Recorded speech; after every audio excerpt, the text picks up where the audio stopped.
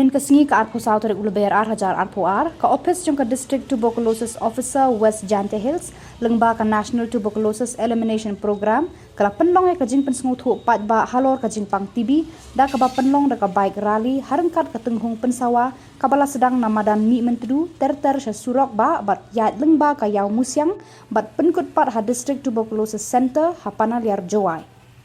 Haka jingalang lengkot bala penlong ha District Tuberculosis Center ha Panaliar Jowai ke Dr. I Kriem Senior Medical and Health Officer DTO Jowai kala kentu ba amdai ban kensting ya gani ke jingpang na martang hapo lai minit kala ban penyap hado artemi kemensin.